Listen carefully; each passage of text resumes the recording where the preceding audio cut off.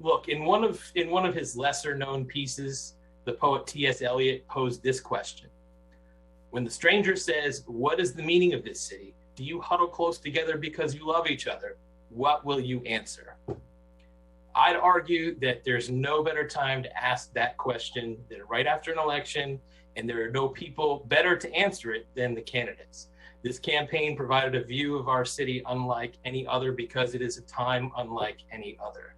Honestly, all the candidates went into this not knowing who would open their doors when we knocked, what sort of issues would be on their minds, or even after a certain point early on, who had already voted. What I found as I spoke with residents is that they had turned their focus to the hyper-local. Perhaps they'd had their fill of what dominates the news, the pandemic and toxic national politics, I don't know. But they wanted to tell me about the sorts of things you notice when you're spending a lot of time at home. A tree that was overhanging a street sign and needed to be pruned, a sidewalk that needed repair, a request to restructure our dog park to create a separate space for smaller dogs. Concerns about speeding traffic down certain local streets.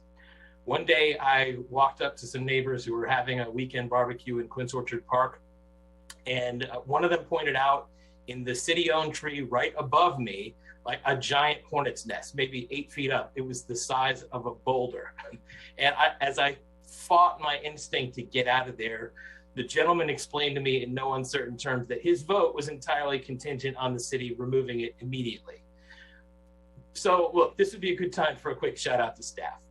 Because as our residents probably realize, it's not the mayor or council members who actually do the removal of giant hornet's nests or pruning trees.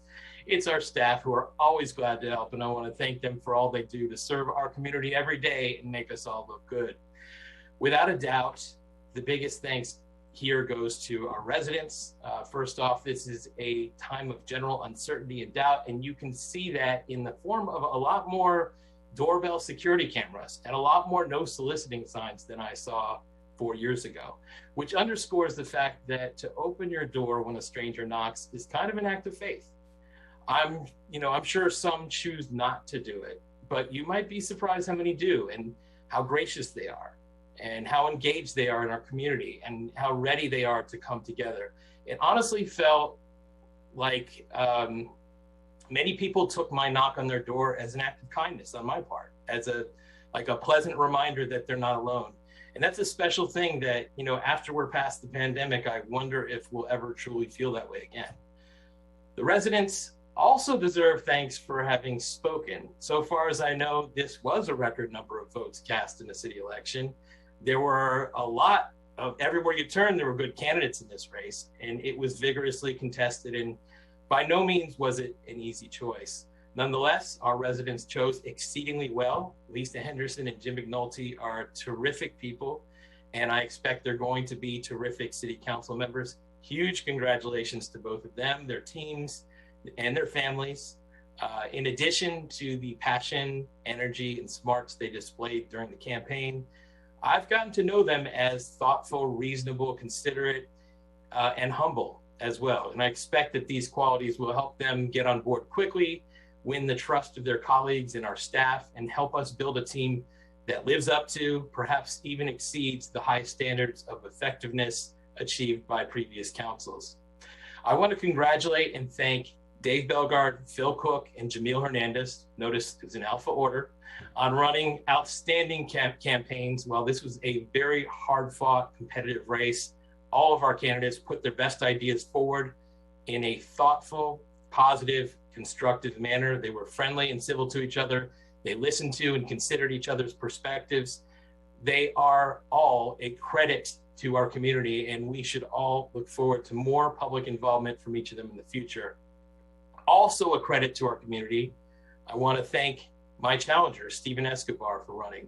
From the beginning, he stated his belief that competition is good for democracy, and it is. And he put a lot of his time, effort, and personal resources into this race and did a really admirable job introducing himself to our community.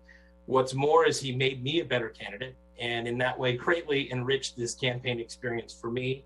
I see a lot of potential for Stephen's continued involvement in the city of Gaithersburg. In fact, I got a message from him today about some committees he's interested in. So stay tuned for more news on the Stephen Escobar front. But in the meantime, as for my victory, I am deeply honored by the support of our voters. Actually, it's beyond words. I mean, from the moment I first took office in 2007 and then became mayor in 2014 to this moment right now, I wake up every day grateful for the trust you've invested in me and mindful of the responsibility I have to try to steer our city toward its highest potential. It is a blessing to work with and lead our city council team. It is a blessing to support and work alongside our wonderful city staff. I love the residents and stakeholders who we serve, and I love serving them.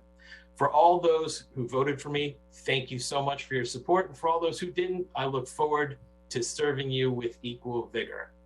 I have to thank my family, my wife Lee, kids, my parents, siblings, granddogs, honorary granddaughter.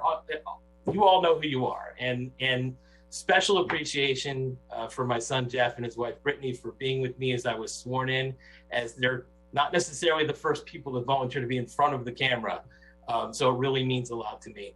Special thanks to my treasurer and longtime dear friend, Danny Winborn, and my longtime campaign wife, Stacy Simon, and her real husband, David Simon, and all my dear friends for their support. And thanks to all my volunteers, neighbors, great neighbors in Orchard Place. It was so great to have their support, and all of my supporters. You will hear more appreciation from me over the next few weeks. Just stay tuned. But now it's time to move forward. Our city has tremendous assets, fantastic municipal staff, and a future worthy of boundless optimism. We have investment activity all over the place, new jobs on the way, a couple of important new school projects in the next 5 or 6 years, new parks, a new police station and council chamber, opportunities for public art, and fingers crossed, one day soon, some forward movement on the Lake Forest property. And of course, we have a new city council. To our new council team, always know that our greatest successes are collective. I think all of my colleagues reiterated that tonight. Always be mindful of our traditions of civility and good governance, because that baton is now in our hands. If the 6 of us really work at it, we can deliver outstanding service to our residents. And at the same time, I believe we can set the example for governing bodies anywhere and everywhere in the world on how it's done. So when T.S. Eliot's Stranger comes to town and asks, what is the meaning of this city? It's now up to us to answer. Our team here in Gaithersburg can be the best the world has ever seen, and our city can be the very best of America. That's the bar we should set. So let's do it.